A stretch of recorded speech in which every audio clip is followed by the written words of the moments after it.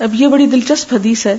حدثنا ابو الیمان قال اخبرنا شعیب عن الزہری قال اخبرنی علی بن حسین ان حسین بن علی اخبرہ ان علی بن ابی طالب اخبرہ ان رسول اللہ صلی اللہ علیہ وسلم طرقہ وفاطمہ بنت نبی صلی اللہ علیہ وسلم لیلتن، کہ یہاں پر حضرت علی بن طالب روایت کرتے ہیں کہ ایک دفعہ نبی صلی اللہ علیہ وسلم نے ان کا دروازہ کھٹکھٹایا اور حضرت فاطمہ بھی تھی جو حضور صلی اللہ علیہ وسلم کی بیٹی ہیں. لیلتن، ایک رات. فقالا، تو فرمایا الا تصلیانی، کیا تم دونوں نماز نہیں پڑھو گے؟ یعنی تہجد کے وقت انہیں بھی جگانے کی کوشش کی. فقلت یا رسول اللہ، تو حضرت علی کہتے ہیں میں نے کہا اے اللہ کے رسول صلی اللہ علیہ وسلم، انفسنا بید اللہ، ہماری جانیں اللہ کے ہاتھ میں ہیں. فاذا شاء، اگر وہ چاہے، ان یبعثنا، کہ اٹھائے ہم کو، بعثنا، تو اٹھا دے گا ہمیں. فانصرف، تو آپ چلے گئے. حین قلت ذلک، جب میں نے یہ کہا. یعنی آپ صلی اللہ علیہ وسلم نے کھڑے ہو کر بحث مباحثہ نہیں کیا اور کوئی جواب نہیں دیا. جب آپ نے اٹھانے کی کوشش کی تو انہوں نے کہا اللہ چاہے گا تو اٹھیں گے، جیسا کہ ہم عام طور پہ کہتے ہیں. فانصرف حین قلت ذلک، جب میں نے یہ کہا تو آپ چلے گئے. ولم یرجع الی شیئا، اور مجھ پہ کچھ نہیں لوٹایا، یعنی کوئی بات نہیں کہی. ثم سمعتہ، پھر میں نے سنا آپ کو. وہو مولن، اور آپ اپنا منہ موڑ کے جا رہے تھے. یضرب فخذہ، اپنا ہاتھ اپنی ران پہ مار رہے تھے، یعنی جیسے پچھتاوے کا اظہار کر رہے ہوں. وہو یقول، اور فرما رہے تھے وکان الانسان اکثر شیء جدلا، کہ انسان بہت سی چیزوں میں بڑا جھگڑالو واقع ہوا ہے. عموماً ہم تقدیر کے معاملے میں بہت جھگڑتے ہیں اور کہتے ہیں اللہ چاہے تو ہم نماز پڑھ لیں، اللہ ہی نہیں چاہتا اس لیے ہم نہیں پڑھتے. ایک اور دوسری روایت میں ذرا تفصیل مزید ملتی ہے کہ آپ نے ہمیں جگایا اور آپ چلے گئے اور ہم پھر سو گئے. یعنی حضرت علی کہتے ہیں ہم پھر سو گئے اور پھر دوبارہ آئے اور پھر آپ نے ہم کو جگایا. تو یہاں پر آپ دیکھیں کہ حضرت علی رضی اللہ تعالیٰ عنہ نے سوتے سوتے ایک ایسا جواب دیا جو عموماً ہم دیتے ہیں کہ اچھا اللہ چاہے گا تو کر لیں گے.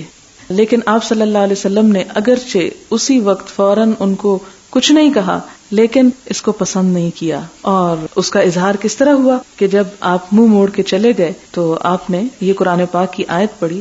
تو اس سے پتہ یہ چلتا ہے کہ بجائے اس کے کہ انسان تقدیر کے معاملے میں جھگڑتا رہے، وہ اپنی قسمت بنانے کے لیے اٹھ کر کچھ کرے بھی. اور یہاں یہ بھی پتہ چلتا ہے کہ ایک سویا ہوا شخص ہے تو اس کے ساتھ بحث مباحثہ جو ہے وہ نہیں کرنا چاہیے. عموماً ہم ایک لمبی کنورسیشن شروع کر دیتے ہیں اور بچوں کو بہت زیادہ زج کرتے ہیں. اس میں جگانے کا طریقہ یہ ہونا چاہیے کہ آپ ایک دفعہ ہلکا نوک کریں یا ایک دفعہ ہلکا ہلائیں، پھر اس کے بعد آپ خود وضو کر لیں، پھر وضو کرنے کے بعد نماز شروع کرنے سے پہلے ذرا سا ہلا دیں، اور پھر آپ جب دیکھیں کہ نہیں اٹھے تو پھر نماز اپنی پڑھ لیں. تو پھر تیسری دفعہ فرض نماز ہو تو چھوڑا نہیں جا سکتا، پھر آپ تھوڑا جھنجھوڑ کے اٹھا سکتے ہیں. لیکن یکا یک حملہ نہیں کرنا چاہیے کہ پہلے ہی ہلے میں اس کو چونکا دیں، یا پھر یہ کہ بہت بولنا شروع کر دیں. تو صبح صبح جبکہ اللہ کے ذکر اور حمد و ثنا سے بات شروع ہونی چاہیے، جھگڑے اور فساد بحث مباحثے سے دن کا آغاز نہیں ہونا چاہیے.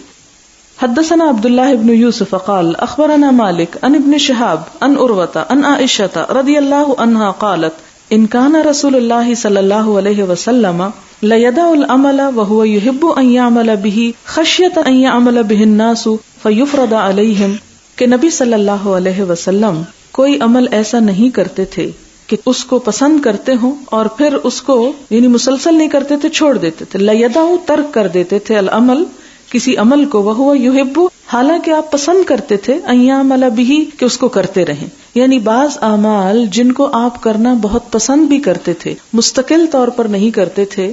کیوں؟ خشیتاً، اس ڈر سے، ان یعمل بہ الناس، کہ لوگ اس پر عمل شروع کر دیں گے، فیفرض علیہم، تو وہ ان پر فرض کر دیا جائے گا. وما سبح رسول اللہ صلی اللہ علیہ وسلم، اور نہ نفل پڑھے نبی صلی اللہ علیہ وسلم نے صبحۃ الضحیٰ قط، صبح کے نفل کبھی بھی، وانی لاسبحها، اور میں ان کو پڑھا کرتی تھی. اب یہاں پر حضرت عائشہ اپنے سامنے کا ذکر کرتی ہیں کہ میں نے نہیں دیکھا کہ آپ صبح کے نفل پڑھتے ہوں. صبح کے یہاں ضحیٰ سے مراد چاشت کے نفل ہیں، تہجد کے نفل نہیں ہیں.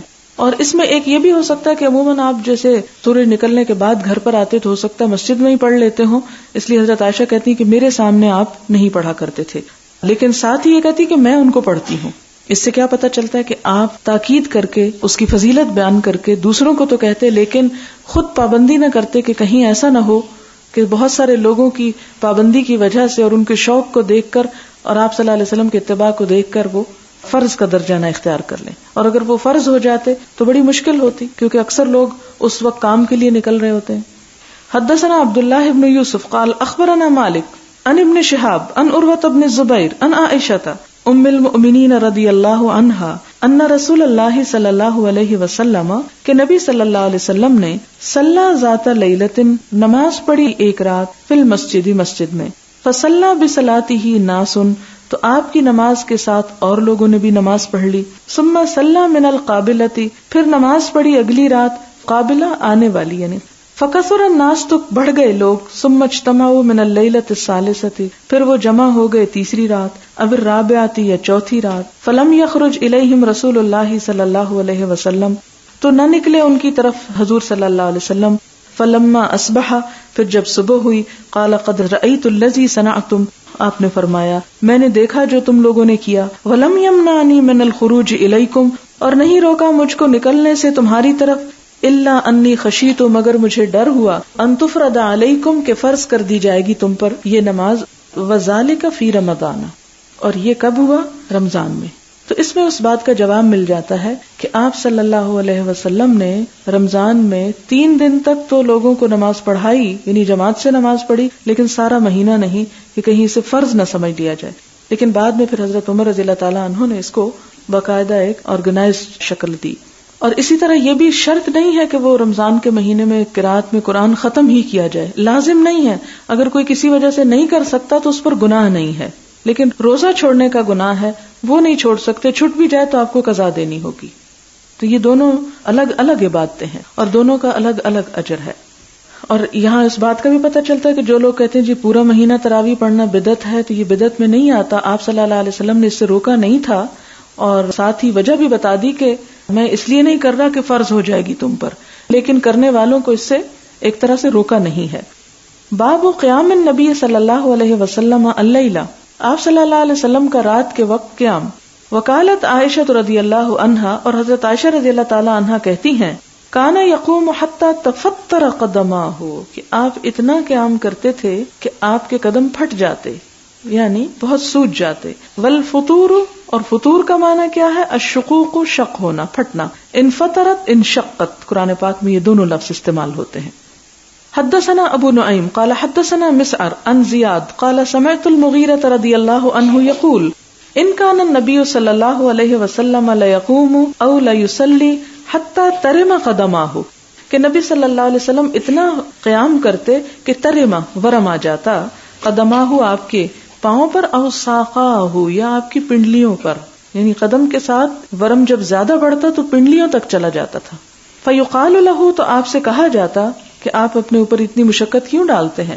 فیقول تو آپ فرماتے افلا اکون عبدا شکورا کیا میں اللہ کا شکر گزار بندہ نہ بنوں کہ اگرچہ مجھ پر فرض نہیں ہے کہ اتنا ہی لمبا قیام کروں لیکن میں اپنے شوق سے کرتا ہوں۔ باب من نام عند السحر جو سو جائے سحری کے وقت۔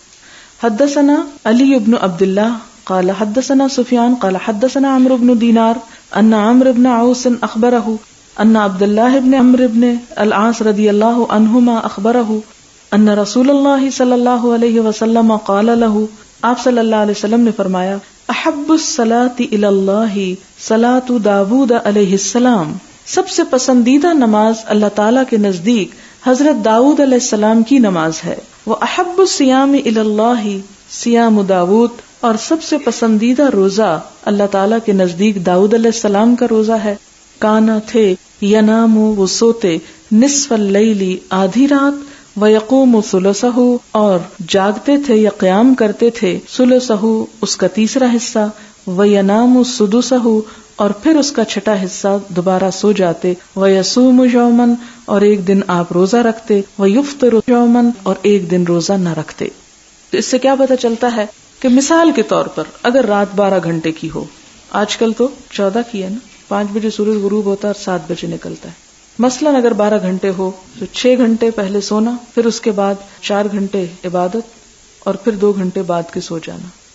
لیکن 6 گھنٹے سونے کو ملیں گے نہیں کیونکہ عشاء کا وقت جو ہے وہ تقریباً مغرب کے 1.5 گھنٹے بعد شروع ہوتا ہے، تو اگر 1.5 گھنٹہ وہ نکال لیا جائے پہلا تو بھی 6 گھنٹے، مثلاً اگر کوئی شخص 7 بجے سوتا ہے اور 1-2 بجے اٹھ جاتا ہے تو پھر اگلے 3-4 گھنٹے عبادت کر سکتا ہے اور پھر نماز فجر سے پہلے تھوڑا مزید سو سکتا ہے۔ حدثنا عبدان قال اخبرني ابي عن شعبہ عن اشعث قال سمعت ابی قال سمعت مسروقا قال سألت عائشہ رضی اللہ عنہا ای العمل کان احب الی النبی صلی اللہ علیہ وسلم. میں نے حضرت عائشہ سے پوچھا کہ نبی صلی اللہ علیہ وسلم کے نزدیک سب سے پسندیدہ کام کون سا تھا، یعنی آپ کس کام کو سب سے زیادہ پسند فرماتے تھے. قالت کہنے لگی الدائم، وہ کام جو ہمیشہ کیا جائے، مسلسل کیا جائے. قلت میں نے پوچھا متی کان یقوم، آپ قیام کب کرتے تھے؟ قالت کہنے لگی یقوم، آپ قیام کرتے تھے اذا سمع، جب سنتے الصارخ، مرغ کی آذان، یعنی مرغ جس وقت بولنا شروع کرتا ہے رات میں پہلی آذان، اس وقت آپ اٹھ جایا کرتے تھے. اب آپ دیکھیں کہ اللہ تعالیٰ نے اگر الارم نہیں تھے تو پرندے اور جانور ایسے پیدا کر دیے جو بطور الارم کام کریں. اور اب بھی مجھے یاد ہے کہ گاؤں وغیرہ میں مرغ کی آذان کو رات کے وقت ایک الارم کے طور پہ استعمال کیا جاتا ہے، لیکن وہ اسی کو سن سکتی ہے آذان جب انسان کی نیند ذرا ہلکی ہو. ہم جیسوں کو وہ آذان نہیں آئے گی. یہ ہے کہ بعض اوقات ستاروں کے رخ اور ستاروں کے اس مقام سے بھی رات کے آدھے یا اس سے زیادہ گزرنے کا وقت معلوم ہو جاتا ہے اگر الارم نہ بھی ہو تو. اور جو اس حدیث میں آتا ہے الدائم، تو اس کے دو معنی ہیں. ایک تو یہ ہے کہ تہجد میں آپ نے دوام کو پسند کیا، اور ایک یہ نہیں کہ صرف تہجد کے ریفرنس میں یہ بات ہے، بلکہ ہر کام میں خواہ وہ تھوڑا ہی کیوں نہ ہو لیکن مستقل کرنے کا جو فائدہ ہے وہ دوسری شکل میں نہیں ہوتا. اس میں آپ دیکھیں کہ نہ صرف یہ کہ دین کے معاملے میں بلکہ کوئی بھی کام، مثال کے طور پہ آپ کھانا کھاتے ہیں، کبھی آپ کھا لیں کبھی نہ کھائیں تو اس کا نتیجہ کیا ہوگا. اسی طرح آپ کی باقی چیزوں میں بھی اگر روٹین نہیں بنتی، مثلا سونے کے ٹائمنگز ہیں، کبھی آپ آدھی رات کو سو رہے ہیں کبھی آپ شروع رات میں سو رہے ہیں، تو اس سے کیا نقصان ہوتا ہے کہ جب سب لوگ سو رہے ہوں گے اور آپ جاگ رہے ہوں گے اور آپ ان کو ڈسٹرب کر رہے ہوں گے. اور اگر مستقل آپ کی روٹین ہے، جیسے بہت سے لوگ پڑھنے والے، مولانا مودودی کے بارے میں نے پڑھا تھا ایک دفعہ کہ وہ ساری رات جاگتے تھے اور ساری رات لکھتے تھے، اور کہتے یہ ہیں کہ ان کی یہ جگہ بالکل سیاہ ہو گئی تھی لکھ لکھ کے. ظاہر بے شمار کتابیں لکھی، اور کتابیں دن کے ہنگاموں میں تو لکھی جا ہی نہیں سکتی، اور شور شرابے اور ہنگامے میں جب انسان کا دھیان بہت سی جگہوں پہ بٹا ہوا ہو. لیکن یہ ہے کہ زندگی کے مختلف مرحلے ہوتے ہیں. کچھ مرحلے ہوتے ہیں بچپن کے، کچھ پھر سیکھنے کے مرحلے آتے ہیں، پھر اس کے بعد جب انسان پختگی کو پہنچ جاتا ہے تو پھر یہ مرحلے آتے ہیں. اور آپ دیکھیں کہ بچہ بہت زیادہ سوتا ہے. جب بچہ پیدا ہوتا ہے تو آپ دیکھتے ہیں کہ اس کی نیند زیادہ ہوتی ہے اور جاگتا بس تھوڑی دیر کے لیے. جب ذرا اور بڑا ہوتا ہے تو نیند ذرا کم ہوتی جاتی ہے، حتیٰ کہ جوانی میں جتنی نیند ہوتی ہے بڑھاپے میں ذرا آ کے اتنی نیند نہیں رہتی. اگر انسان ذرا کم بھی سو لے تو اس کی کمی پوری ہو جاتی. پھر اسی طرح یہ ہے کہ جب اسکول جانے کا وقت ہو تو اس صورت میں اگر آپ ساری رات جاگ کے کچھ کر رہے ہیں تو صبح اسکول نہیں جا سکیں گے یا لیٹ پہنچیں گے، تو یہ کوئی نیکی کا کام نہیں کہ آپ اپنے تعلیم کے ایک وقت کو گنوا رہے ہیں. لیکن جب آپ اس مرحلے سے گزر جائیں کہ آپ کو اب کوئی ریگولر دن میں ایسی مصروفیت نہیں ہے، یا مثلاً آپ جاب کرتے ہیں تو اس صورت میں بھی آپ یہ نہیں کر سکتے کہ آدھا دن گزرنے کے بعد دفتر میں پہنچے کہ جی میں رات کو عبادت کر رہا تھا، یہ تالیف و تصنیف کا کام کرتا ہوں، تو آپ کا عذر قابل قبول نہیں. لیکن ہر شخص اپنے حالات کو سامنے رکھ کے کچھ نہ کچھ ایڈجسٹمنٹ کر سکتا ہے، اور زیادہ یکسوئی کا وقت بہرحال رات ہی کو ہوتا ہے. لیکن ہمارے ہاں تو آدھی رات تک یکسوئی نہیں ہو پاتی، جس کی وجہ سے ہماری زندگی میں کوئی برکت نہیں رہی اور کوئی بھی کام ہمارا صحیح طریقے پر نہیں ہوتا. جب شور ہنگامہ 12 بجے تک ہوگا تو جو جاگ رہے ہیں وہ بھی کچھ کام نہیں کر سکتے تعمیری، اور جو سو رہے ہیں ان کی بھی صحیح نیند نہیں ہوگی تو وہ صبح دوبارہ اٹھ ہی نہیں سکتے تہجد کے وقت. تو انسان کو کچھ نہ کچھ جاگنے کی بہرحال عادت ہونی چاہیے، لیکن لمٹس کے اندر. اور پھر اسی میں آپ دیکھیں کہ لمٹس کے اندر سے مراد میری کیا ہے. جیسے حضرت داؤد علیہ السلام کی آپ صلی اللہ علیہ وسلم نے مثال دی کہ وہ رات کا ایک پہلا چنک جو تھے اچھا بھلا سو لیتے تھے، پھر جاگ بھی لیتے اور جاگنے کے بعد پھر دوبارہ بھی سو جاتے. حدثنا محمد قال اخبرنا ابو الاحوص عن الاشعث قال اذا سمع الصارخ قام فصلى. یہ دوسری طرح بھی روایت ہے کہ آپ صلی اللہ علیہ وسلم سو جاتے اور جب مرغ کی آواز سنتے تو پھر اس وقت آپ اٹھ کے نماز پڑھتے، یعنی آدھی رات کے بعد ہوتی ہے یہ. حدثنا موسى بن اسماعیل قال حدثنا ابراہیم بن سعد قال ذکر ابی ان ابی سلمہ ان عائشہ رضی اللہ عنہا قالت ما الفاہ السحر عندي الا نائما، کہ میں نے نہیں پایا آپ کو سحر کے وقت. الفا پایا، الفینا علیہ آباءنا، تو الفاہ پایا آپ کو السحر سحری کے وقت اندی اپنے پاس الا نائما مگر سوتے ہی. یعنی اس سے کیا پتہ چلتا ہے کہ آپ تہجد کے بعد پھر سو جایا کرتے تھے. تانی النبی صلی اللہ علیہ وسلم، یعنی حضور صلی اللہ علیہ وسلم کی طرف اشارہ ہے. باب من تسحر فلم ینم حتی صلی الصبح، باب جو سحری کھائے تسحروا کا مطلب ہوتا ہے سحری کھانا. فلم ینم پھر نہ سوئے حتی صلی الصبح یہاں تک کہ صبح کی نماز پڑھ لے، یعنی سحری اور صبح کی نماز کے بیچ میں پھر نہیں سونا چاہیے. حدثنا یعقوب بن ابراہیم قال حدثنا روح قال حدثنا سعید بن ابی اروبہ عن قتادہ عن انس بن مالک رضی اللہ عنہ ان نبی اللہ صلی اللہ علیہ وسلم وزید بن ثابت رضی اللہ عنہ تسحرا، کہ آپ صلی اللہ علیہ وسلم اور حضرت زید دونوں نے مل کر سحری کھائی. فلما فرغ من سحورہما، جب آپ سحری سے فارغ ہو گئے، قام نبی اللہ صلی اللہ علیہ وسلم الی الصلاۃ، آپ صلی اللہ علیہ وسلم نماز کے لیے کھڑے ہوئے. فصلی، تو انہوں نے نماز پڑھی.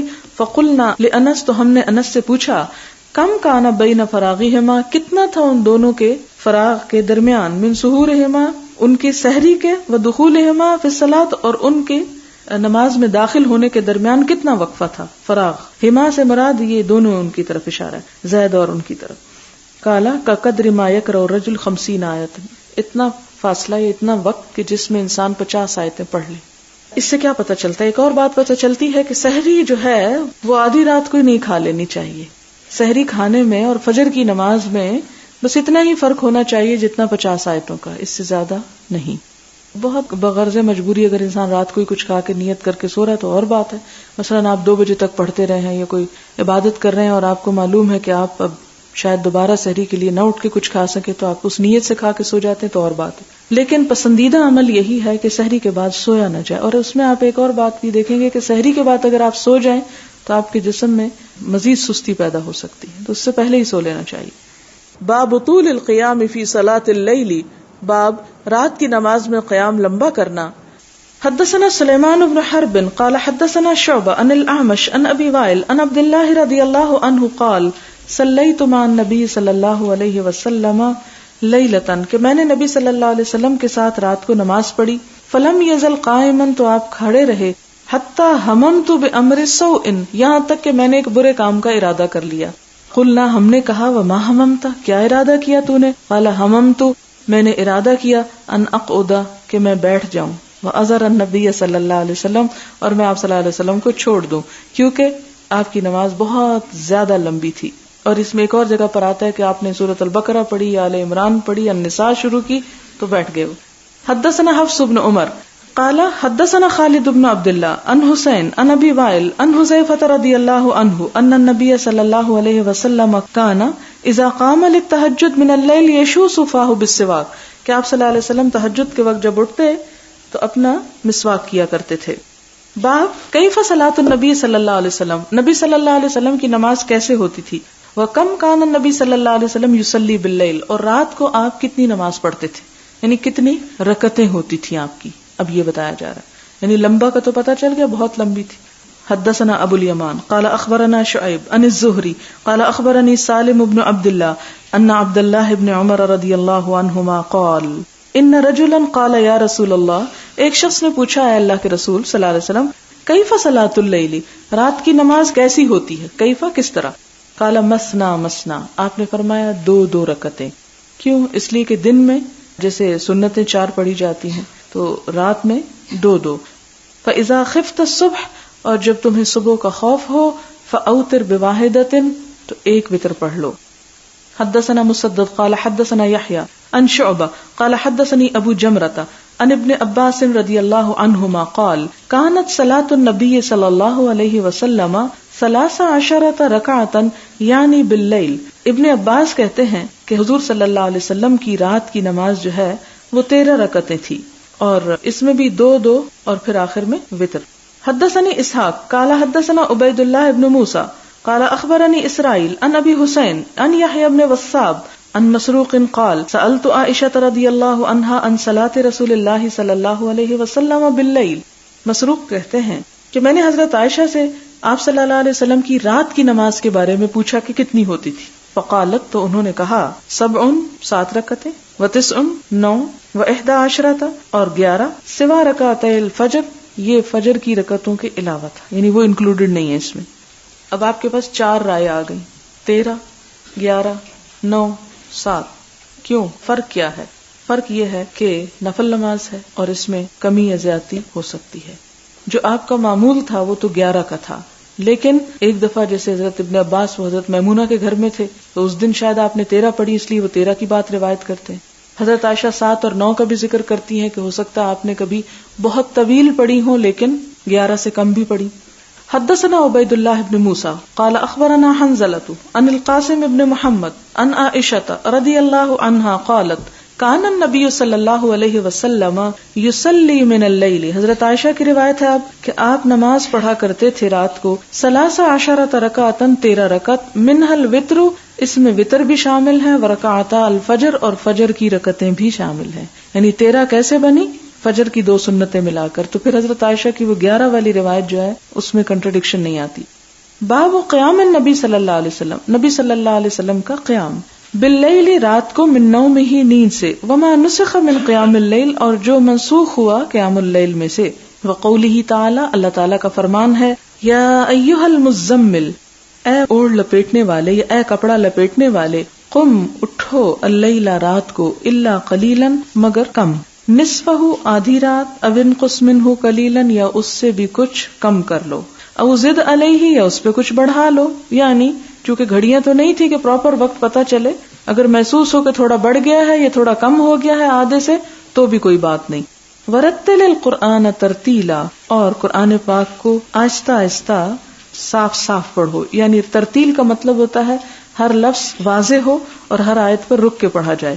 ہمارے حافظوں کی طرح نہیں، صریح قرآن کی خلاف ورزی کرتے ہیں اور فخر اس بات پہ ہوتا ہے کہ ایک رات میں پورا قرآن ختم کر دیا، جبکہ 3 دن سے پہلے ویسے منع کیا گیا.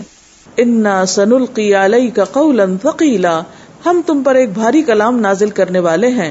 ان ناشئۃ اللیل، یقیناً رات کو اٹھنا، ہی اشد وطئا، وہ زیادہ شدید ہے دبانے میں، لتاڑنے میں، کس کے؟ یعنی نفس کے. وہ اقوم قیلا، اور زیادہ مضبوط ہے بات کے لحاظ سے. ان لک فی النہار، یقیناً آپ کے لیے دن میں، سبحا طویلا، طویل مشغولیت ہے. وقولہ، اور اللہ تعالیٰ کا فرمان ہے، علما، اللہ تعالیٰ نے جان لیا، لن تحصوہ، کہ تم اس کا احاطہ نہ کر سکو. یعنی آدھی رات کھڑے رہنا بڑا مشکل کام ہے. فتاب علیکم، تو اس نے تم پر مہربانی کی. فقرؤوا ما تیسر من القرآن، تو پڑھو جو میسر ہو، آسانی سے پڑھ سکو قرآن میں سے. علما، اس نے جان لیا، ان سیکون منکم مرضی، کہ تم میں سے کچھ بیمار ہوں گے. وآخرون یضربون فی الارض، اور کچھ زمین میں سفر کرتے ہوئے. یبتغون من فضل اللہ، اللہ کا فضل تلاش کرنے کے لیے. یہ سفر صرف فی سبیل اللہ نہیں ہوگا بلکہ تجارت کا سفر مراد ہے یہاں. یضربون فی الارض یبتغون من فضل اللہ، وآخرون یقاتلون فی سبیل اللہ، اور کچھ لوگ اللہ تعالیٰ کے راستے میں جہاد کرنے والے ہوں گے. فقرؤوا ما تیسر منہ، تو پڑھو اس میں سے جو میسر ہو، آسانی سے پڑھ سکو اس میں سے. وَأَقِیمُوا الصَّلَاةَ، نماز قائم کرو. وَآتُوا الزَّکَاةَ، اور زکوٰۃ ادا کرو. وَأَقْرِضُوا اللَّهَ قَرْضًا حَسَنًا، اور اللہ تعالیٰ کو قرض حسنہ دو. وَمَا تُقَدِّمُوا لِأَنفُسِكُمْ، اور جو بھی تم آگے بھیجو گے اپنے نفسوں کے لیے، من خیرن، بھلائی میں سے، تجدوہ، پاؤ گے اس کو، عند اللہ، اللہ کے پاس، ہوا خیرن، وہ بہتر ہے، وَأَعْظَمَ أَجْرًا، اور اجر میں زیادہ بڑا ہے. قال ابن عباس رضی اللہ عنہما، ابن عباس کہتے ہیں، نشأ، یہ کیوں نشا کا لفظ یہاں تفسیر کر رہے ہیں اس کی؟ کیونکہ اوپر آ رہا ہے ناشئۃ اللیل. نشأ معنی کیا ہے؟ قامہ، کھڑے ہونا. بالحبشیتی، حبشی زبان میں، یعنی افریقی زبان میں نشأ کہتے ہیں کھڑا ہونا، اور مراد ان کی شاید یہ تھی کہ عربی میں وہاں سے یہ لفظ آیا ہے. وطئن قال مواطأۃ للقرآن، اور وطئن کا کیا معنی ہے؟ اور کہا جاتا ہے کہ قرآن کے لیے مواطأت اشد موافقتا لسمعہ وبصرہ وقلبہ، کہ کان، نگاہ اور دل میں زیادہ موافقت پیدا کرنے والا. لیواطئوا کا معنی کیا بنا؟ لیوافقوا، موافقت پیدا کرنا. یعنی مراد اس سے کیا ہے کہ جب رات کے وقت انسان قرآن پڑھتا ہے تو اس وقت نگاہیں جب دیکھتی ہیں اس کو، کان جب سنتے ہیں، تو ان چیزوں سے دل پر بہت گہرا اثر پڑتا ہے، اور جب دل پہ اثر پڑتا ہے تو اس کا نتیجہ لازماً انسان کے عمل میں بھی آتا ہے. کیونکہ دن میں انسان قرآن جو پڑھ رہا ہوتا ہے نا، کہیں دیکھ رہا ہوتا ہے، کوئی کان میں ادھر سے آواز پڑ رہی ہوتی ہے، کچھ دل میں اور وسوسے آ رہے ہوتے ہیں، تو یہ یکسوئی نصیب نہیں ہوتی جو رات کے وقت ہوتی ہے. حدثنا عبد العزیز بن عبد اللہ قال حدثني محمد بن جعفر عن حمید انه سمع انس بن مالک رضی اللہ عنہ یقول کان رسول اللہ صلی اللہ علیہ وسلم، نبی صلی اللہ علیہ وسلم، یفطر من الشہر افطار کرتے تھے کسی مہینے حتی نظن اللہ یصوم منہ، یہاں تک کہ ہم سمجھنے لگتے کہ آپ اب روزہ نہیں رکھیں گے. ویصوم، اور روزے رکھتے تھے حتی نظن اللہ یفطر، یہاں تک کہ ہم سمجھتے تھے کہ آپ روزہ نہیں چھوڑیں گے. وکان لا تشاء ان تراہ من اللیل مصلیا الا رأیتہ، اور اگر تم رات کو چاہو کہ آپ صلی اللہ علیہ وسلم کو نماز پڑھتا دیکھو تو تم دیکھ لو گے. ولا نائما الا رأیتہ، اور نہ سوئے ہوئے مگر تم دیکھو گے اس کو کہ سوئے ہوئے بھی ہیں. یعنی مراد اس سے کیا ہے کہ ساری رات نہ تو نماز پڑھتے تھے اور نہ ہی جاگتے تھے، آپ ہمیشہ رات کو سوتے بھی تھے اور جاگتے بھی تھے. یعنی جس حال میں بھی کوئی آپ کو دیکھنا چاہتا آپ اس حال میں مل جاتے تھے، یعنی دونوں چیزیں آپ کے اندر موجود تھی. باب عقد الشیطانی علی قافیۃ الرأس اذا لم یصلی باللیل. عقد گرا لگانا، شیطان کا، علی اوپر، قافیہ قف سے کہتے ہیں مہرے کو، گدی، الرأس سر کے، یعنی سر کے قریب جو گردن کا مہرہ ہوتا ہے اس پر گرا لگانا. اذا لم یصلی باللیل، جب رات انسان نماز نہ پڑھے، یعنی عشاء کی نماز پڑھے بغیر اگر کوئی سو جائے تو شیطان اس پہ خوب مسلط ہو جاتا ہے، خوب اسے اپنے قابو میں کر لیتا ہے. حدثنا عبداللہ بن یوسف قال اخبرنا مالک عن ابی الزناد عن الاعرج عن ابی ہریرہ رضی اللہ عنہ ان رسول اللہ صلی اللہ علیہ وسلم قال، کہ نبی صلی اللہ علیہ وسلم نے فرمایا، یعقد الشیطان، گرا لگا دیتا ہے شیطان، علی قافیۃ رأس احدکم، تم میں سے ایک کی گردن کی گدی پر، اذا ہوا نام ثلاثہ، جب وہ سو جائے، ثلاث عقد، 3 گریں، یضرب علی مکان کل عقدۃ علیک لیل طویل فرقد، یضرب مارتا ہے، علی مکان اوپر جگہ کے، کل عقدۃ ہر گرہ کے، علیک تجھ پر، لیل طویل فرقد لمبی رات ہے سو جاؤ. یعنی بار بار تھپکی دیتا ہے شیطان اور کہتا ہے سو جاؤ، لمبی رات ہے. وَإِنِ اسْتَيْقَظَ، پھر اگر انسان جاگ اٹھتا ہے، فَذَكَرَ اللَّهَ، اللہ کو یاد کرتا ہے، انحلت عقدۃ، تو اس کی گرہ کھل جاتی. فَإِن تَوَضَّأَ، پھر اگر وضو کر لیتا ہے، انحلت عقدۃ، دوسری گرہ کھل جاتی. فَإِن صَلَّى، پھر اگر نماز پڑھ لیتا ہے، انحل عقدہ، اس کی آخری گرہ بھی کھل جاتی ہے. فَأَصْبَحَ نَشِيطًا طَيِّبَ النَّفْسِ، تو انسان بہت چست، نشیط چست، طیب النفس عمدہ نفس کے ساتھ اٹھتا ہے. وَإِلَّا أَصْبَحَ خَبِيثَ النَّفْسِ، اور اگر صبح کی نماز نہیں پڑھتا تو اٹھتا ہے تو بوجھل دل کے ساتھ، کسلانہ، سست. یعنی جب انسان سو جاتا ہے تو غافل ہو جاتا ہے، جب اٹھتا ہے اللہ کو یاد کرتا ہے تو غفلت کا ایک حصہ دور ہوتا ہے، وضو کرتا ہے تو دوسرا، نماز پڑھتا ہے تو تیسرا. لیکن اگر انسان نہ اٹھتا ہے، نہ وضو کرتا ہے، نہ نماز پڑھتا ہے تو وہ گویا شیطان کے پھندے میں جکڑا رہتا ہے. حدثنا مؤمل بن ہشام قال حدثنا اسماعیل بن علیہ قال حدثنا عوف قال حدثنا ابو رجاء قال حدثنا سمرة بن جندب رضی اللہ عنہ عن النبی صلی اللہ علیہ وسلم فی الرؤیا قال، یہ بڑی سخت حدیث ہے، بڑی سخت. ایک دفعہ خواب میں آپ صلی اللہ علیہ وسلم کو دکھایا گیا اور آپ نے پھر اس کے بعد پوچھا، اما الذی، کہ وہ شخص، یثلغ رأسہ، کچلا جاتا ہے سر اس کا، بالحجر، پتھر کے ساتھ، فإنہ، تو یہ وہ شخص ہے، یأخذ القرآن، جو لیتا ہے قرآن، فیرفضہ، پھر اس کا انکار کر دیتا ہے، اسے چھوڑ دیتا ہے، وینام عن الصلاۃ المکتوبۃ، اور فرض نماز کے وقت سو جاتا ہے. اور اس سے اشارہ فجر کی نماز کی طرف لیا گیا. آپ کو معلوم ہے کہ حضور صلی اللہ علیہ وسلم کے خواب کیا ہوتے تھے، وحی کا ایک حصہ تھا وہ بھی، اسی لیے کتاب الوحی آپ شروع میں پڑھ چکی ہیں کہ آپ کو بعض چیزیں جو تھیں خواب کی حالت میں بھی دکھائی جاتی تھی. اسی لیے آپ صلی اللہ علیہ وسلم اگر سو بھی رہتے تھے تو آپ کا دل جاگ رہا ہوتا تھا، آپ ایک طرح سے کانشیس ہوتے تھے، اور اسی لیے آپ دوبارہ اٹھ کے وضو بھی نہیں کرتے تھے، کہ آپ اگر سو بھی رہے ہیں تو بھی آپ الرٹ ہیں ایک طرح سے، اور جو کچھ تعلیم سوتے ہوئے میں بھی آپ کو ملتی تھی وہ بھی دوسرے لوگوں کے لیے برحق تھی. اسی لیے کہا جاتا نا، ایک جگہ پہ آتا کہ انبیاء اور رؤیا حق، انبیاء کا خواب جو ہوتا ہے برحق ہوتا ہے. حضرت ابراہیم علیہ السلام نے خواب میں دیکھا تھا کہ بیٹے کو ذبح کرو، اور انہوں نے اس کی تصدیق کی. تو اسی طرح خواب میں آپ کو دکھایا گیا کہ کچھ لوگوں کے سر پتھر سے کچلے جا رہے ہیں. تو جب پوچھا گیا کہ کون، تو کہا گیا کہ وہ جس کا سر پتھر سے کچلا جا رہا تھا، فَإِنَّهُ، تو وہ شخص تھا، يَأْخُذُ الْقُرْآنَ، جو قرآن لیتا، فَيَرْفُضُهُ، پھر اس کو چھوڑ دیتا تھا. اب اس کے جتنے معنی چاہیں کر لیں، بہت جامع لفظ آپ نے بولے ہیں. رفضہ کا لفظی معنی ہوتا ہے انکار کرنا. يَأْخُذُ الْقُرْآنَ فَيَرْفُضُهُ، لیتا پھر اس کا انکار کرتا. نمبر 1 اس میں کیا چیز آتی ہے؟ ہم میں سے کوئی شخص ایسا ہے کہ جس نے قرآن نہ لیا ہو، یا قرآن اس کے پاس نہ ہو یا نہ پہنچا ہو. ہمارے گھروں میں ہے نا، ہم بازار سے خرید لائے، لا کے اس کو رکھ دیا، لے لیا اور رکھ دیا، اس کا انکار کیا، یعنی اس کو کھولا ہی نہیں، پڑھا ہی نہیں، سمجھا ہی نہیں. دوسرا معنی کیا؟ لے لیا یعنی تعلیم لے لی اس کی، اور پھر کیا کر دیا؟ اس کو رکھ دیا، اس پہ عمل نہیں کیا، جیسے پڑھنے سے پہلے تھے ویسے ہی رہے. پھر اسی طرح ایک اور معنی کیا ہے کہ اس کو لے لیا لیکن اسے دوسروں تک نہیں پہنچایا، یعنی روک لیا، اس کو اپنے تک ہی محدود کر لیا. اسی لیے کہا گیا نا کہ القرآن حجت لک او علیک، قرآن یا تو تمہارے حق میں حجت بنے گا یا تمہارے خلاف حجت بنے گا. اب آپ دیکھیں کہ ہم اس میں سے نکل کیسے سکتے ہیں، کہ ہم میں سے کوئی کہے کہ ہم اس میں سے بچنا چاہتے ہیں، تو ہمارے ذہن میں تو یہی آئے گا کہ پڑھتے ہی نہیں ہیں. یہی بات آئے گی نا، شیطان یہی سجھائے گا کہ جو پڑھ رہے ہو اس کا یہی معنی ہے اس کو نہ پڑھو تاکہ تمہیں حساب نہ دینا پڑے. جیسے بہت سے عقل مند لوگ سوچتے ہیں، بہت سے لوگ بہت ہوشیار ہیں، آپ سے زیادہ عقل مند ہیں، وہ کہتے ہیں نہیں پڑھنا ہی نہیں، اس لیے کہ پڑھ لیا تو بڑا حساب ہوگا، اسے بہتر ہے پڑھائی نہ جائے. لیکن یہ ہوشیاری کس کے ساتھ ہے؟